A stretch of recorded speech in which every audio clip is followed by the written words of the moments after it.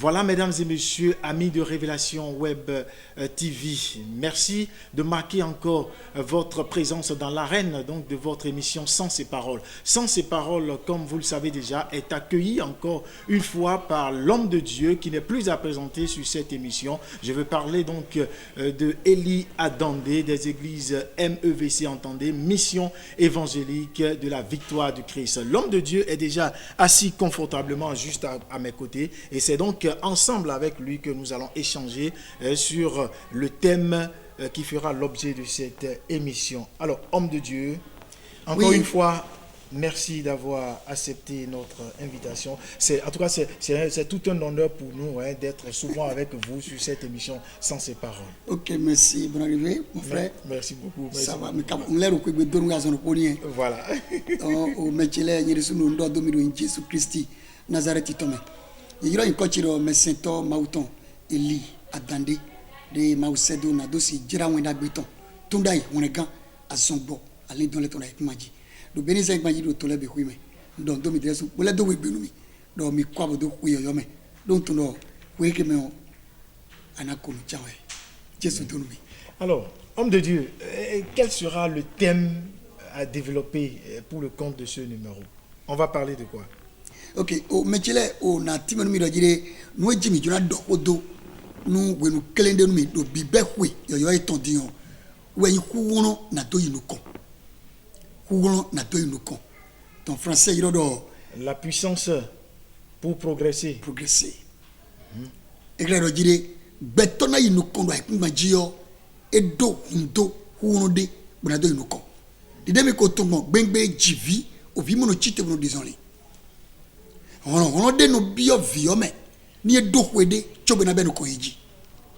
no debu de gbeto wara maji be ma yunu konde me e gana don kuwani yes bona don wiyan wani bona don son wani me kwe no ado no koyiwe o no e mo we do so wa igbe na ba ipo do tendoro po me nde pepe de no tendoro po me o e no guzu agban de mi yoro fado no ho ton abi famille we debunde mede ma yinu kon e na wudu problem me jito ton le bon ma wo mi ka ko bi a choboro ko donu mi we bon no egbi bon ma to donu mi we do jide we ke me o e mi le juro na ku vie mi le ton le me di busie mi le me di nu mi le vous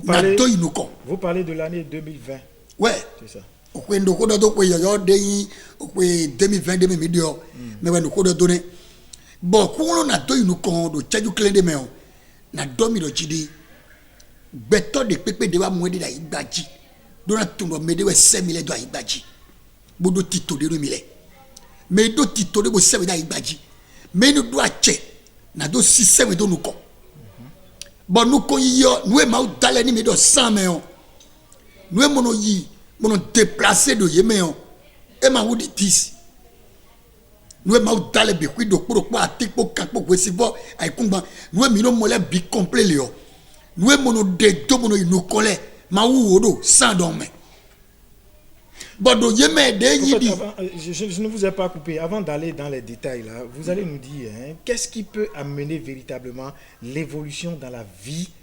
du chrétien et de façon générale l'homme même. Ouais ndo di dorme desi do njona mi foi bon nous nous déplacer pour nous déplacer. Merci beaucoup. Bon, le team est tombé, nous devons d'abord qu'on dorme, nous conduisons béton ton aïe badjion gosi maogon. Yes. Mais mon, ayons béton ni kawima. Ayons béton de nous. Ayons béton ni kawima boyi. Pour ça y a la voix de $1000 bibo donne les billes à l'homme. Mais nous conduisons courant ouais. Bon bah ouais on a mais. Bon na maintenant exemple de quoi. Béton de Joseph. Au vidéo où il y a Jacob si vilain. Bon il y avait béton de Medo 11e position. Bon au vienne et do gigo bon ma tout le mina zéro donc vous nous pacha de famille tomé. Amo avant ton et de pevi. Bon famille tolé de sous jambe quoi l'autre pele do po fofo tolé pour novi tolé pour. Bon si c'est do gamé. Tu vas na bien gamé yo sai. Tu vas na sai yo zéro domé. Ye dia wero coton si bo so do domé. Et nous devons mettre des décisions domaine. Bo sabo yi kwa bo madu. Bo dia wero koton bo sok kanjo kanliton. Do nya wona bo ze nous toton do kanwe widu. yezewa ito Egypte tome de jedon choba na idon dro de wa eku bo dro de eku o etime dro nu me de ko yin famille ton le totopo no topo do Genesis de ko yin Genesis wema 37 verset 1 à 10 bible do fini do de eku dro e do nu famille ton le do jide mi wa ko mi même ku dro do po mo do subi do po wewe na ma do subi wulo po do aga bon wa mo we si vo do po sunu po bon we si vo sunu po bo we si vo po ye litai nu subi chi subi wo de po lele litai nu chi bon ye be bi egbe mo do dro to tu we do gege do de bon àwọn to me hen nu ton no zombo nu kon yi no glome a ren destin wa mayin do ji a ozan destin a se topa se yin ko mayin do a topa gi me akale bi o topa gi me we yin do a ko ho agban no fi na bi wa ihwe a hono devo we na zomba na pride chobo na size ni abi operator porter si come ado asebo na dala wule bi ubo na kije pon yele na me fe nu no we de nu bo enu dopon me ni na zia wo bo to si come le bo iko ojile adona na ko ede we chobo na ton c'est ça e credo pride de bo enu pe chobo ni no kona ibaji bon nu koton bo gbetrande nu kono we glo e do to me de se do be c'est ça adwa dibusi créateur me daji no kusi bo daiba me do budget we me do funto we me na we gbe me nya ko gbe to ton bo budget do we me fra bo dia do video bu dada fofo ba do pipo me do video de obeni sen daji abi tokudo na don we pondo jide no konyi to ma do gbe si no konyi to do ma aussi bon mawu e do ma te do me de bu na sanu we do agana kambia me do fiade don tora do kambia odi do jide nka do mo do we ye no mo ma we aji ye mo no mo ma nu dasin we nu dabara we ma gbegbo we ni me de na galo nu we da igba jiba na do yinde ma we na gbodo me o me bo na se me o do we bible chedo do we ma de ko proverbe si we ma me we ma proverbe ton proverbe 16 verset 7 we ma proverbe ton lo dito si we ma ta foto no ko bo ya me te we go e do ni alimede to nyoro ma o si no kume o e na he mo no ku dagbero kento to legon c'est ça e da yi ni awa joro ma to ma o ke na se fa be chitenu we Joseph we ko don de mi da yo de Israel da we ho e o je ni Potiphar yo beto de inu ku de jiro ko inu Egypt bo no wa son po Pharaon ko do ho me do palais bo de yi me no ku de jio eyi bonu de yi Joseph kredi bon do mo so akobo ho e o ba de scavage to mo do kan mo do goton Joseph wa présence ma to ko de Joseph soyi de présence ko de soyi Egypt de bi Potiphar si gbegbe de do nu ko yi do fine bible no do ko e bi changer kan ye no jibi we o e ja yin senjeji do gigo ma to ko de wa ko yogbe c'est ça when we mouse présence no jito e when we alito nyoro mouse no kuma amapodo ouvert utu boy bi on devo me amapodo ouvert utu boy chakpo do no amadona chakpo me gegebe de bo wa ibaji bo ouvert we so boy bi alem de me madona bi oleme ouvert we so bon we madona appliquer ko gbeton ko e se de bo se de me e wo za gban ko no we di amatu dia na gosi me bomba bon na don we do yi ko yi o me di abiodi ana yi no kon janwe o me regbeni no ma utole we no inuko nu na bi we no so ba no inuko no we gro voilà na kendo no 5 u bleble ya ton de no so ba no inuko nu no koto no so ba gbeto de ma udale no inuko e ma yo we gbeni no ma utolo gbeto de se gbezame présence ma utole ro gbeto me e na so ba na inuko do gbeni no ma utolo we me o e na so we wuzo ma upevi like kunbaji do kentose no ko ça fait la présence de Dieu do gbeto de soi en toi and you will come to be a God power carrier okay. Presence carrier ana wuzu me no do ma o se gbeni no do fi de bu diawe ni mi na mi example ni mi problem ya mo Israel chite si Egypt bo we kana bo ma o do mi na pona isoyi de ye ko nbe kana bo jalijio ohuro nu ko e to mo da dawa we yes ohuro nu ko ba ina po gudo Pharaoh si àwọn de sule ro gudo bodo eyan we ye ma si gudo ye ma si so yu nu ko ye ma to kule ye le da force we kento edu eyan hen sha bo gen asiobi bo gen tu bo gen jivi bodo gudo ye ma do fi na gbomba de se no kunda ga bo jiro ma o ete ma o blo ma o donu mo isi donu ye do ni po kento ni le gaji ye ma so mo ye ba bo de do mo do ndo gbe di asoro podo Jesus si come do yide akwa ikwe do si 2019 bo jora bi yo 2020 abi e obi yo kawe dia do gbe ma ton cesser nous cheme do mi o ma ton griller yesi gbezan to eji do Jésus Christ ça to si comme nous gbeda mana nous kole Jehovah na sauter mebi ami we adobe chenu we ye je ko to po won mo si do mi de do nous kon mi mai gudo fi temo gosione progresso et ton de ko Exode si we ma 14 verset 13 à 22. Exode 14 verset 13 à 22. Bible donne fini de dire ma donne moi si le donne menele nous mi do yeni de do nous kon ma to mi agbon ko wai boya ko je kon we nous to e bigbere azon pa to jai nous to les bloquer bon nous egbo les sombo alo mi ade do fiade bo to ki gbon di me na donne we do chite ble mo to se la me we de o gbe ko nous kon han na gbe nous kon ko mi ana nous kon di awadi nous dia na blo le nous ana to bo to nous koleo na ka ton le bi nous koton gbeni no mauton we présence mauton awego di nous no maudi dawe yo di nous maudi dawe di nous maudi dawe do jide e do plan dagbe no mi le ma ze sheki to e uzu destin to yo me gege de bo ayi jije to le e do bi o wa chewe akode do ni o bi o wa chewe fo ayi che de gba ni o bi o wa chewe o fi wa we ku do mi bi o wa chewe accident bleble de no do ni le bi o wa ama bi o nu yan wa Jérémie 29 verset 11 maudo lile dagbe le to mi e ma yan mau ma le lile yan do to we chobo dawe ken to e fabriquer ne dagba menu we e ka wuri mi o sa gba to no ko e o me do Jésus Christ ça to si comme nous we gone we ndo jide de nous mau de dawe atongo de nous koni so de wa yoji won sheki to so de wa ile c'est ça de sia yi me do ajai pon de sia yi me do adun yan pon bo pon nous se do nous kon mais bien moto me bo jona yi nous kontan e mo no se no kutodo de ko yi o we pen we de do moto si apale ji bo no jonu kondo domina mo ku jawdo jide do nu kon yi to me yo adwas fise fia we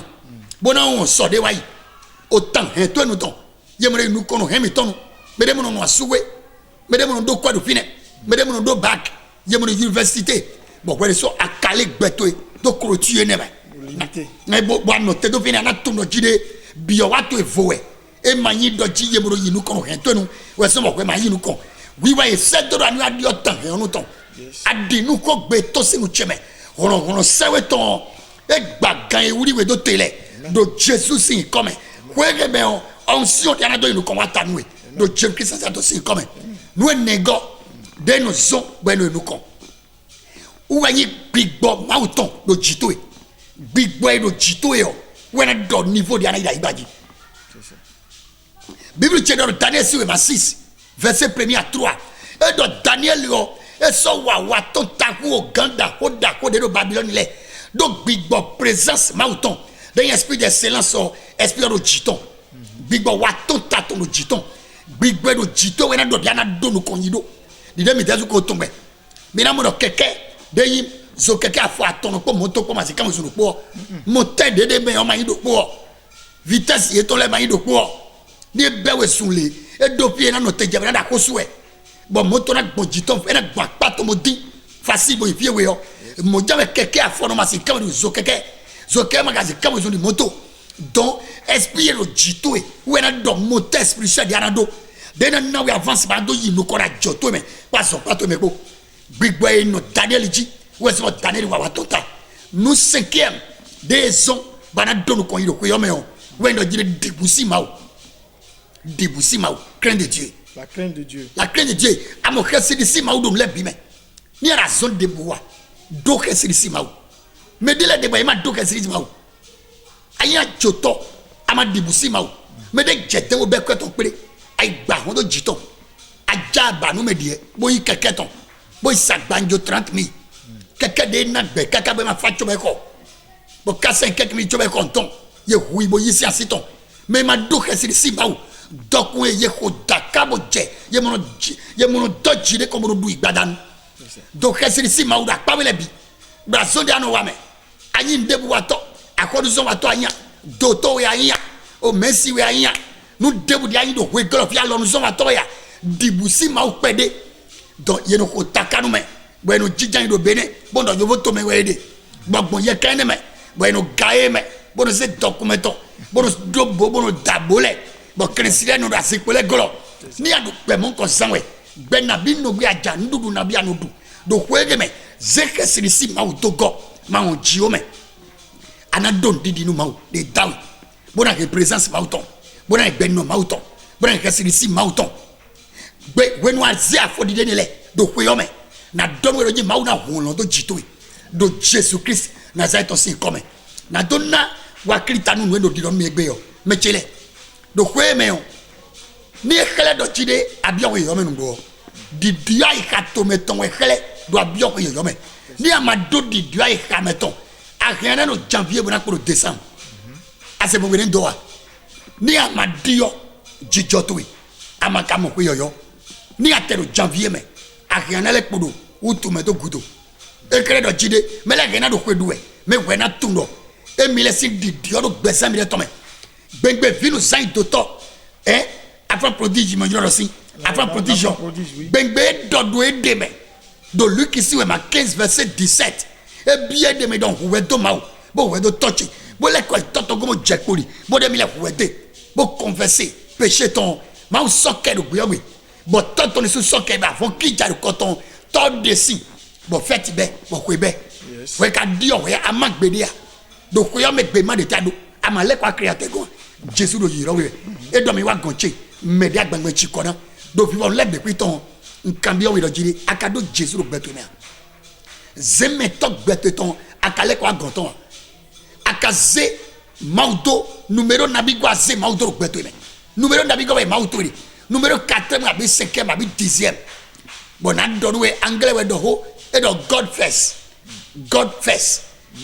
mau we nous coton e blo jiri ze maudo position nous coton do ko yo me mau na ka ze we huzuta do no to dia na wale bi me nous kon ina itowe we na gudo dia ze gbeto yon Jésus o ana wa bedde koji ma to si kwegbe sans prière o ma damlo sans prière o do no joro same bo inu nyina kan e supa o no joro kesi we no aka chite bio ni no mene mejawe o kwe de me bi dege un zialo nji bo degbe do kanjo Jésus to me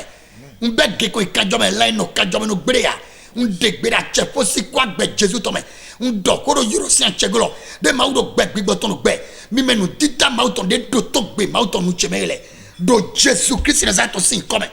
nu do de wuri we no kwe mo pa e kata bo jowe to kwege me lumi mauton ni jenu kono we de adi nu kwe bo do ami bo partager janwe abi akpon be vivi nu we ba azegbe to nu Jésus do tanto ina dio do hento nu we be na subi da o de na tadwaga jomi ni kodo meji do Jésus Christ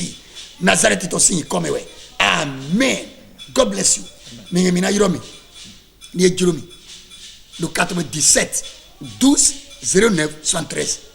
97 12 09 73 avec 95 85 45 13 95 85 45 13 bon doda iko yoton we na le yitu etrolo ni ayiro numéro 1 Jésus dormi merci.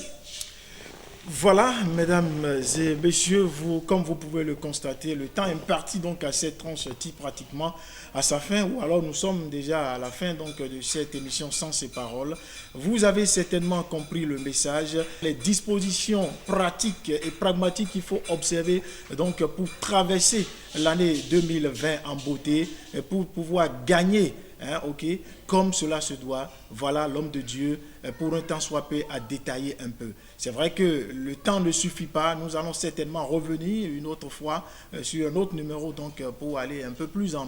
profondeur par rapport donc, à ce thème. Nous allons dire sur ce merci donc, à l'homme de Dieu qui a bien voulu nourrir le peuple de Dieu, pas seulement le peuple de Dieu, mais également tout le monde, en général. Oui. Voilà, tous ceux qui auront donc, le privilège, la chance donc, de suivre cette émission sur Révélation Web TV. Merci à vous et prenez le rendez-vous très prochainement pour un autre numéro. D'ici là, portez-vous bien et que Dieu vous bénisse. Bye bye. Ok, God bless you. Happy New Year. Látinú oyún títí dọmọ wọ́ gbà mọ́ wà lọ́mọ wọ́ àwọn ọ̀tá gbà mí gbé